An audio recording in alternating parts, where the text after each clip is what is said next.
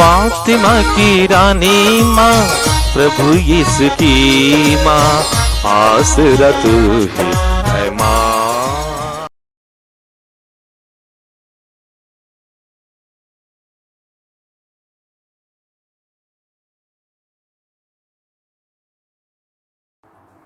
पहला पाठ प्रेरित चरित्र अध्याय 25 पद संख्याएं 13 से 21।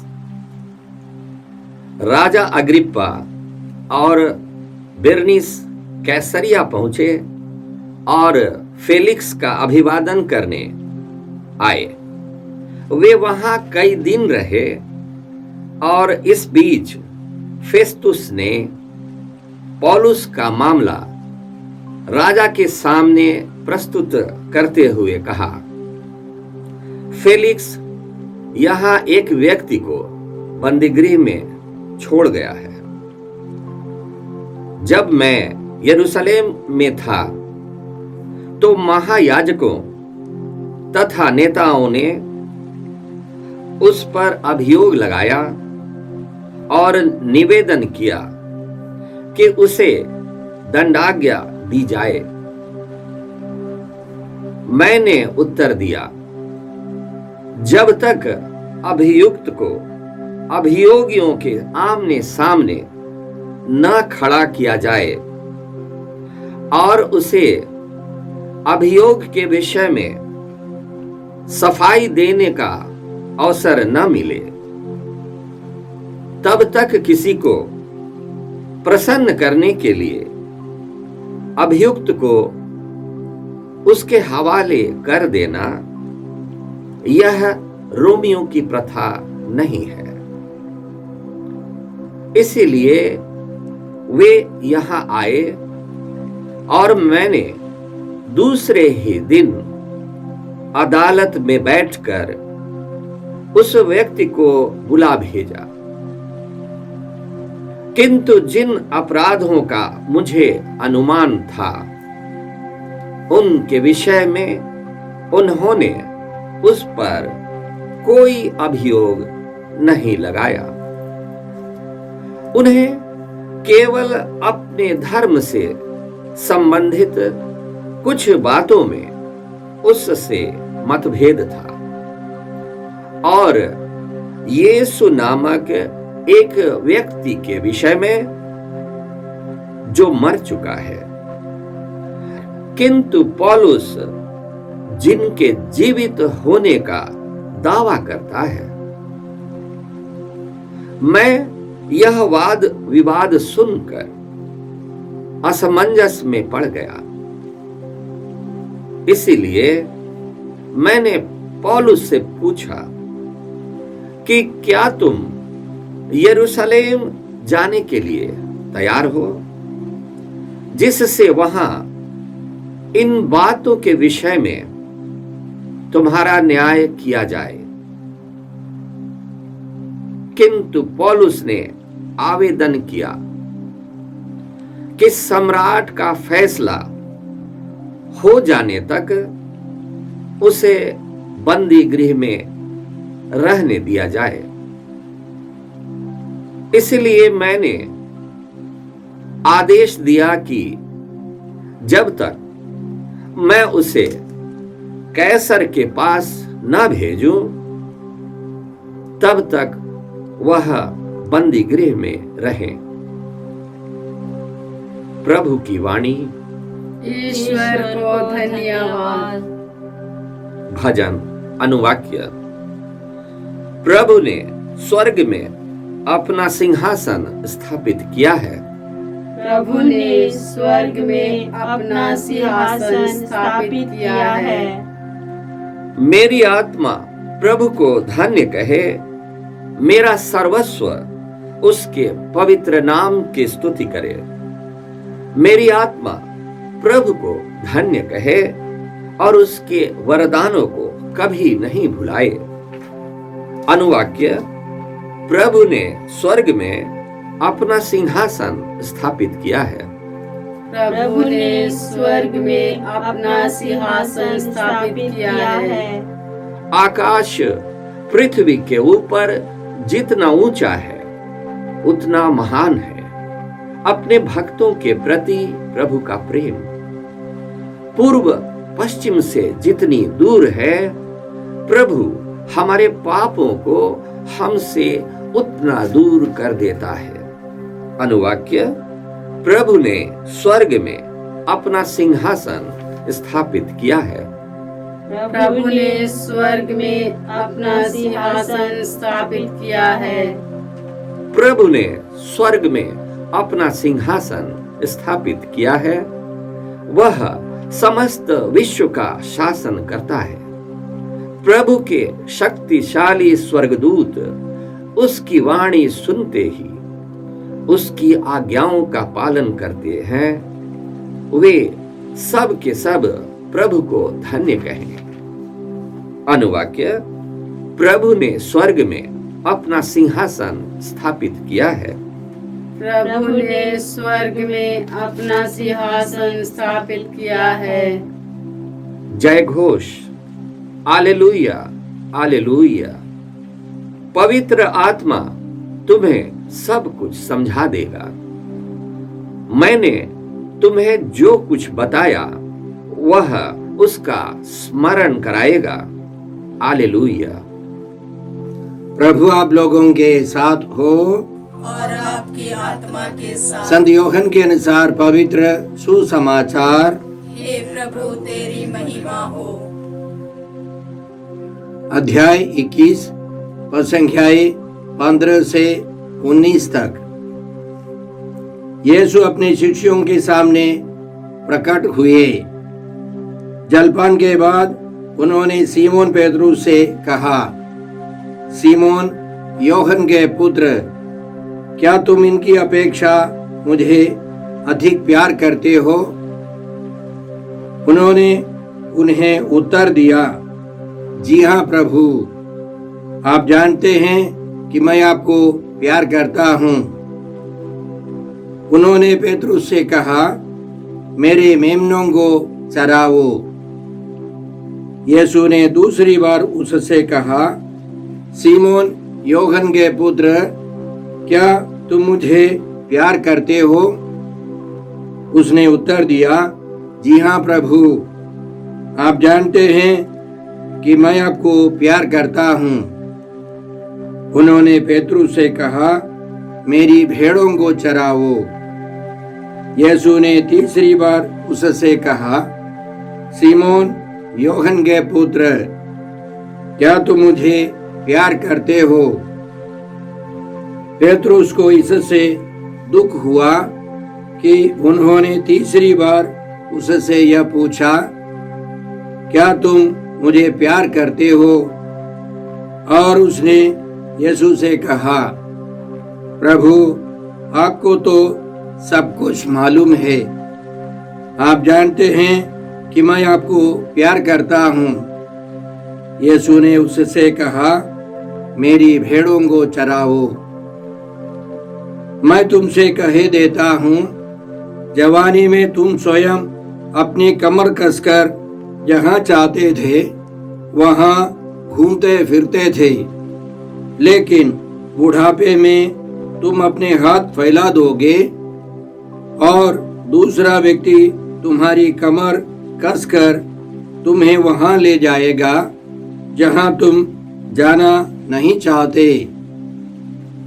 इन शब्दों से यीशु ने संकेत किया कि किस प्रकार की मृत्यु से पेतरुस द्वारा ईश्वर की महिमा का विस्तार होने वाला है। यीशु ने अंतिम में पेतरुस से कहा, मेरा अनुसरण करो। प्रभु का सुसमाचार। हे क्रिस्त तेरी स्तुति हो। जय यीशु क्रिस्त में प्रिय भाई और बहनों, आज का पहला पाठ प्रेरित चरित्र से है। अध्याय 25 और संख्याएं 13 से 21 तक। इसमें हमने सुना कि राजा अग्रिप्पा और बेरनीस कैसरिया पहुंचे और वे फेस्तुस से मिलने आए। उस समय संत पौलुस कैसरिया के जेल में बंद थे। फेस्तुस ने राजा से इस प्रकार कहा, फेलिक्स यहाँ एक व्यक्ति को बंदीगृह में छोड़ गया है। जब मैं यरूशलेम में था तो महायाजकों तथा नेताओं ने उस पर अभियोग लगाया कि उसे दंडाज्ञा दी जाए, लेकिन रोमी लोग ऐसे नहीं करते। दोनों पक्ष को सुनना है, उसके बाद न्याय होगा। इसलिए यहूदी नेता लोग कैसरिया पहुंचे और वे अदालत में आ गए। और फेस्तुस ने संत पौलुस से पूछा, क्या तुम यरूशलेम जाने के लिए तैयार हो, इससे वहां इन बातों के विषय में तुम्हारा न्याय किया जाए? किंतु पौलुस ने आवेदन किया कि सम्राट का फैसला हो जाने तक उसे बंदीगृह में रखने दिया जाए। इसलिए मैंने आदेश दिया कि जब तक मैं उसे कैसर के पास ना भेजूं, तब तक वह बंदीगृह में रहे। पौलुस को पवित्र आत्मा की प्रेरणा मिली कि यरूशलेम जाने के रास्ते पर या वहां पहुंचने के बाद उनकी मृत्यु हो जाएगी, वे उनको मार डालेंगे। बंदीगृह में रहने से दो फायदा है, एक है कि वे सुरक्षित रहेंगे, दूसरा है सम्राट के पास सरकारी खर्च से जा सकेंगे, रोम तक जा सकेंगे और वहां जाकर सुसमाचार सुना सकेंगे। क्योंकि संत पौलुस के मन परिवर्तन के दिनों में हनानियस को प्रभु यीशु ने समझाया था, क्योंकि प्रेरित चरित्र अध्याय 9 में हम लोग संत पौलुस के मन परिवर्तन के बारे में पढ़ते हैं। और प्रभु ने हनानियस नामक एक भक्त व्यक्ति को पौलुस के पास भेजा और हनानियस ने आपत्ति की, तो प्रभु ने शाऊल के बारे में, पौलुस के बारे में इस प्रकार समझाया, जाओ, वह मेरा कृपा पात्र है, वह गैर यहूदियों, राजाओं तथा इस्राएलियों के बीच मेरे नाम का प्रचार करेगा। मैं स्वयं उसे बताऊंगा कि उसे मेरे नाम के कारण कितना कष्ट भोगना होगा। प्रभु ने राजाओं के सामने सुसमाचार सुनाने के लिए संत पौलुस को चुना था। इसलिए पवित्र आत्मा ने संत पौलुस को प्रेरणा दी, इस मौके का फायदा उठाकर रोम तक जाना है, वहां सुसमाचार का प्रचार करना है। प्रेरित चरित्र अध्याय 22 में संत पौलुस खुद अपना अनुभव बताते हैं। प्रेरित चरित्र अध्याय 22 और संख्या 21 में हम लोग इस प्रकार पढ़ते हैं। संत पौलुस का कहना है, इस पर प्रभु ने मुझसे कहा, जाओ, मैं तुम्हें गैर यहूदियों के पास दूर दूर भेजूंगा। संत पौलुस प्रभु यीशु के कृपा पात्र हैं। राजाओं के सामने उनको प्रवचन देना है और दूर दूर देशों में जाना है प्रभु के लिए। इसलिए हम प्रभु को धन्यवाद देते हैं इस महान योजना के लिए, मुक्ति योजना के लिए, संत पौलुस को चुनने के लिए। पवित्र आत्मा ने संत पौलुस को प्रज्ञा और बुद्धि, सुमति और धैर्य सब दिया था।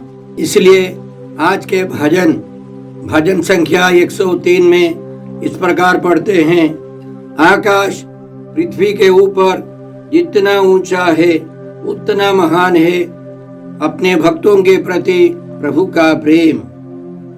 पूर्व पश्चिम से जितना दूर है प्रभु हमारे पापों को हमसे उतना दूर कर देता है।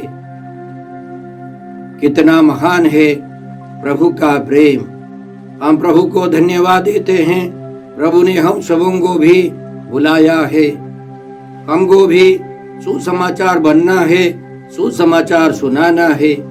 उसके लिए हम प्रयास करें, कष्ट उठाए, या प्रभु हमसे भी चाहते हैं।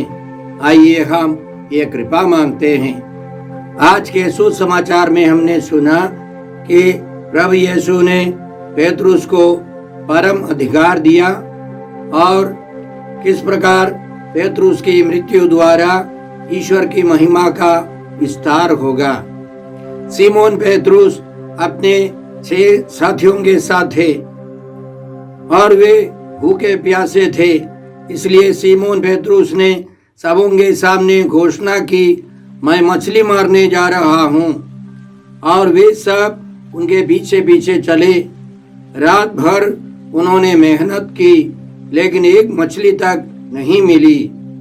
सवेरा हो जाने पर तिबेरियस समुद्र के तट पर प्रभु यीशु प्रकट हो गए।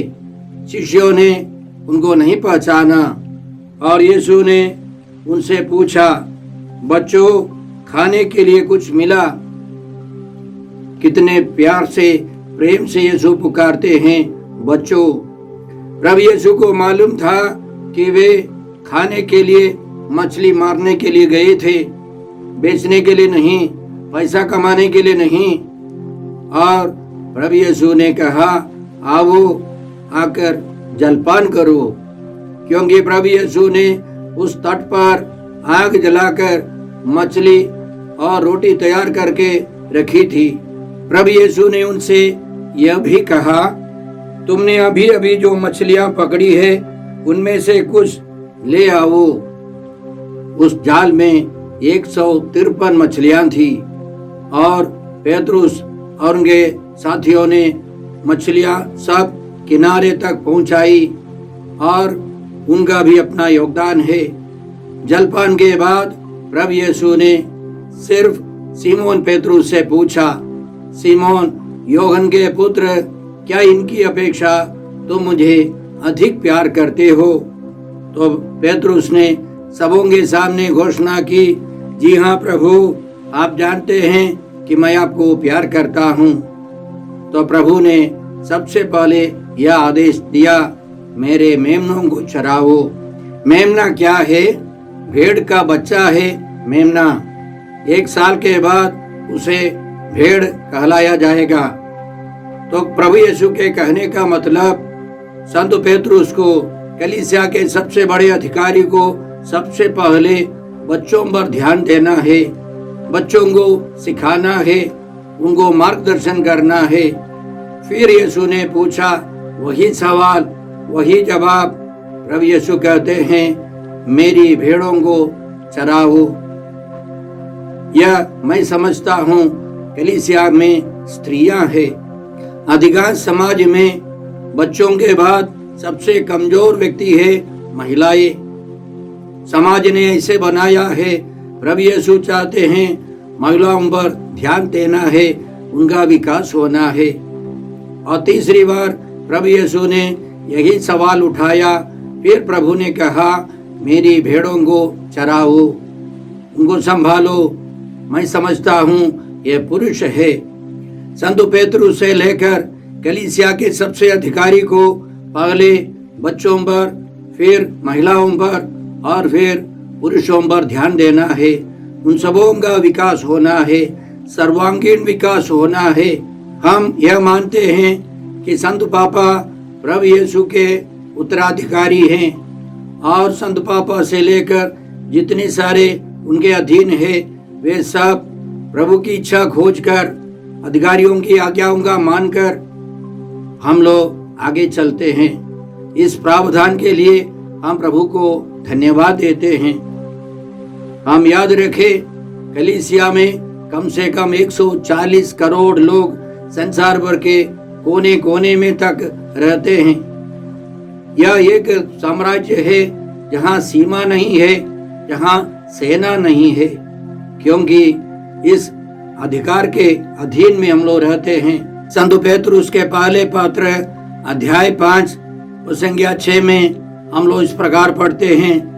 संत पेतरुस लिखते हैं, आप शक्तिशाली ईश्वर के सामने विनम्र बने रहें, जिससे वह आपको उपयुक्त समय में ऊपर उठाए। अंग्रेजी में इस प्रकार लिखा है कि आप ईश्वर के शक्तिशाली हाथ के नीचे विनम्र रहें। हमें अधिकारियों के अधीन रहना है, तभी सर्वांगीण विकास होगा। तानाशाही नहीं, गणतंत्र नहीं, ईश्वर की इच्छा हमारे अधिकारियों के द्वारा प्रकट होती है। हम उनके सामने अपने विचारों को, भावनाओं को प्रकट कर सकते हैं, लेकिन फैसला अंतिम में हमारे अधिकारी के अनुसार होना चाहिए। यह प्रभु यीशु चाहते हैं। हम इस प्रावधान के लिए प्रभु को धन्यवाद देते हैं।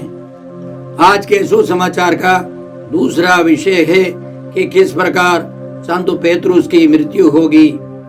जैसे हमने पहले पाठ के बाद भजन में दोहराया, आकाश पृथ्वी के ऊपर जितना ऊंचा है उतना महान है अपने भक्तों के लिए प्रभु का प्रेम।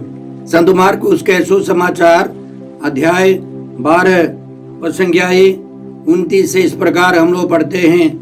जब एक व्यक्ति ने पूछा, सबसे बड़ी आज्ञा कौन सी है? यीशु ने उत्तर दिया, पहली आज्ञा यह है, इस्राएल सुनो, हमारा प्रभु ईश्वर एकमात्र प्रभु है।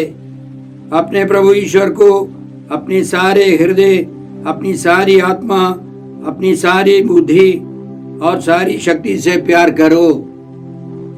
दूसरी आज्ञा यह है, अपने पड़ोसी को अपने समान प्यार करो। विधि विवरण ग्रंथ अध्याय 6 प्रसंज्ञाई 4 और 5 में इसी प्रकार लिखा है, इस्राएल सुनो। और उन वचनों को लेकर प्रभु यीशु कहते हैं, सबसे पहली आज्ञा यह है कि हम सारे व्यक्तित्व से प्रभु ईश्वर को प्यार करें, और दूसरी आज्ञा है हम पड़ोसियों को प्यार करें। और उसके अलावा विशेष अधिकार देने के पहले, विशेष कृपाएं देने के पहले हर एक व्यक्ति से प्रभु यीशु पूछेंगे कि क्या तुम इनसे ज्यादा मुझे प्यार करते हो? ऐसे व्यक्तियों के लिए प्रभु का विशेष प्रावधान है। यह हम लोग संत यूहन्ना के सुसमाचार अध्याय 16 प्रसंज्ञाई 13 से पढ़ते हैं। जब वह सत्य का आत्मा आएगा तो वह तुम्हें पूर्ण सत्य तक ले जाएगा और आने वाली बातों के विषय में बताएगा। आने वाली बातों के विषय में प्रभु यीशु अपने आत्मा के द्वारा बताएंगे। इसलिए प्रभु यीशु ने संत पेतरुस को समझाया कि वे किस प्रकार मरेंगे और उनकी मृत्यु के द्वारा ईश्वर की महिमा का विस्तार होगा। तो इसमें दो बातें हैं, हमारी मृत्यु के द्वारा ईश्वर की महिमा का विस्तार होना है। हमें इज्जत से, महिमा के साथ इस दुनिया से विदा हो जाना है। दूसरी बात है कि हम सबों को तैयारी करनी है। एक भक्त महिला के बारे में उसकी बेटी मुझसे कह रही थी, जब वो अस्पताल में थी, उसकी माँ अस्पताल में थी और वह दीवार पर ऐसे कुछ लिख रही थी, तो बेटी ने पूछा, माँ आप क्या कर रही है? तो उसने कहा, मैं प्रभु यीशु के आने का दिन गिनती कर रही हूँ, लिख रही हूँ।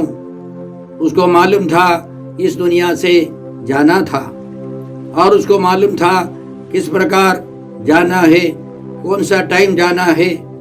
इसी तरह मैंने कई लोगों से सुना है कि प्रभु ने उन पर प्रकट किया है कैसे मरना है, किस प्रकार उनकी मृत्यु के द्वारा ईश्वर की महिमा का विस्तार हो। तो आइए हम प्रभु से यह कृपा मांगे, हे अब्बा पिता, हे प्रभु यीशु, हे पवित्र आत्मा ईश्वर, आज के सारे पवित्र वचनों के लिए हम तुझे धन्यवाद देकर तुझसे प्रार्थना करते हैं कि हम सब संत पेतरुस और संत पौलुस के समान तुझे सबसे ज्यादा प्यार करें, तेरी सेवा करते हुए महिमा के साथ तेरे पास लौट आ सके। हम यह प्रार्थना करते हैं प्रभु क्रिस्त के द्वारा। हमारे प्रभु यीशु क्रिस्त की कृपा, ईश्वर का प्रेम और पवित्र आत्मा का साहचर्य आप सबों को प्राप्त हो। आमीन।